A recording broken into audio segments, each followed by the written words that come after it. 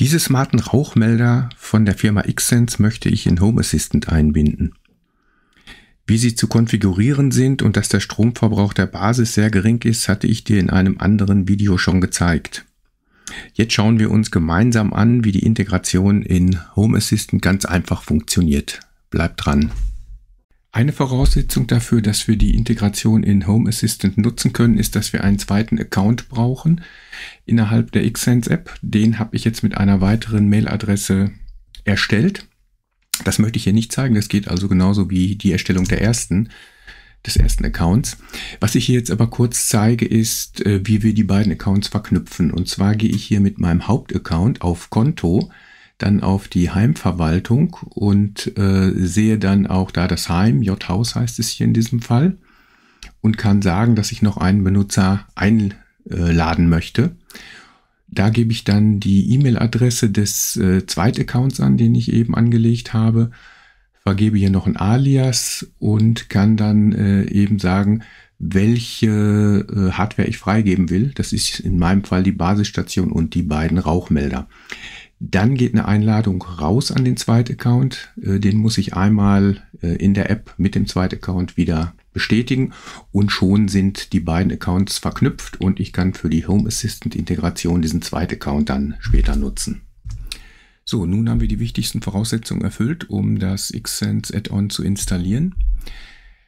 Um das zu tun, gehen wir zunächst auf die entsprechende GitHub-Seite. Das Projekt heißt HA-Xsense Component Test. Die URL, die habe ich dir in den Beschreibungen verlinkt. Und hier auf der Startseite sehen wir zunächst nur einen groben Überblick und sehen, dass verschiedene Sprachen für eine detaillierte Anleitung vorhanden sind. Und ich gehe jetzt hier auf German-Deutsch. Neben dem Überblick Funktionen sind auch einige Voraussetzungen hier beschrieben.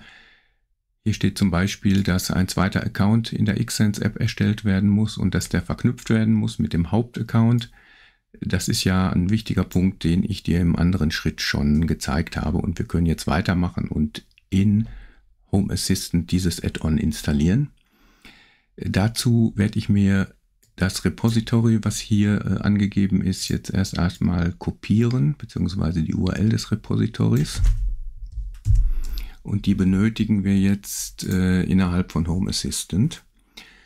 Und zwar gehe ich jetzt auf den Hex-Bereich, hier auf der linken Seite, dann ganz oben rechts auf die 3 Punkte und dann auf benutzerdefinierte Repositories. So, da gebe ich jetzt den gerade kopierten Link ein und sage Integration hinzufügen. Und ja, er sagt, dass er das schon gefunden hat, weil ich das eben schon einmal kurz ausprobiert habe. Ich kann jetzt hier also abbrechen und dann hier oben in der Suchmaske nach Xsense suchen und schon sehen wir hier die Integration, auf die ich jetzt klicke. Dann sage ich herunterladen.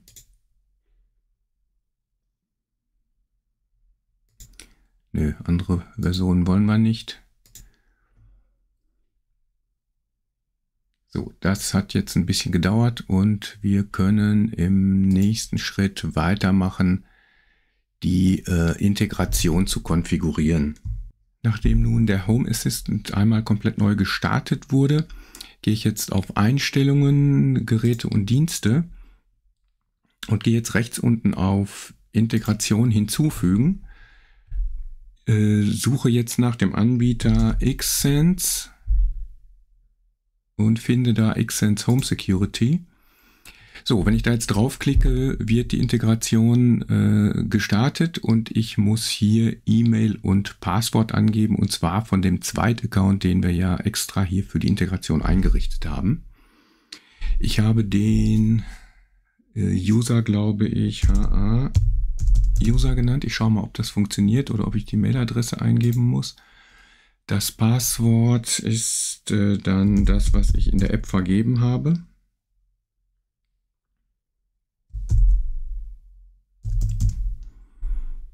Wollen wir mal schauen, ob das funktioniert.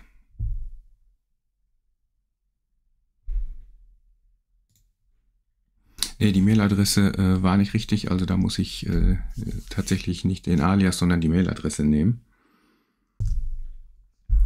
Probieren wir es mit der Mailadresse nochmal. Dauert jetzt ein bisschen länger, scheint zu funktionieren. Ja, und wir sehen schon im Hintergrund, dass die Integration hier erscheint. Das Ganze hat also funktioniert. Jetzt kommt die nächste Maske hoch, die jetzt sagt, dass Geräte erstellt wurden. Und zwar sehe ich hier die Xsense Basisstation SPS 50 und dann eben die beiden Rauchmelder. Ja, die kann ich jetzt auch an der Stelle konfigurieren und ich kann hier Zimmer eingeben. Die Basisstation packe ich hier in den Kontrollraum und die Rauchmelder sind in der Küche und im Dachboden, glaube ich.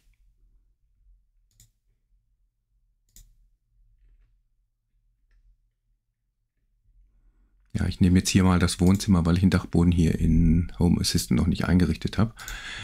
Und gehe jetzt auf Fertig und damit sehen wir, dass hier anscheinend die Einrichtung durchgeführt wurde. Als nächstes schauen wir uns an, welche Geräte jetzt im Home Assistant angelegt wurden. Dazu gehe ich wieder über die Einstellungen auf Geräte und Dienste, dann auf Geräte. So, und in der Liste sehen wir schon hier in der Mitte der Seite die Xsense Basisstation. Wenn ich darauf klicke, kriege ich so ein paar Informationen darüber. Alarmvolume ist auf 75%.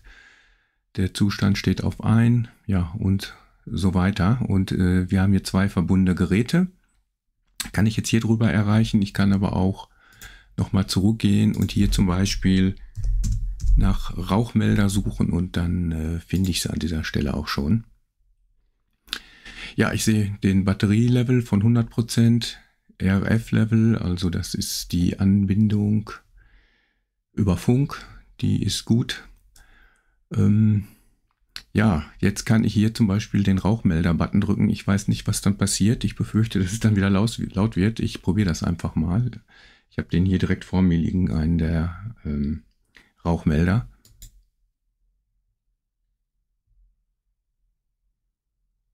Ne, passiert jetzt aber doch was. Hat ein bisschen gedauert und dann ist er losgegangen.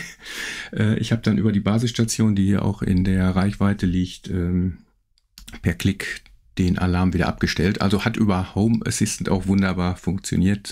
Ich kann mir vorstellen, ihr habt es auch gehört, mir tut das Ohr jetzt ein bisschen weh. Also man muss bei dem Alarm immer dran denken, dass es der echte Alarm ist, der nicht irgendwie runtergedreht ist. Abschließend kann ich sagen, dass die Home Assistant Integration der Xsense Rauchmelder problemlos und wirklich sehr schnell funktioniert hat.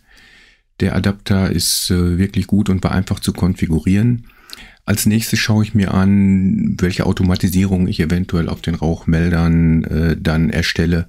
Danke, dass du dabei geblieben bist. Bis zum nächsten Mal. Ciao.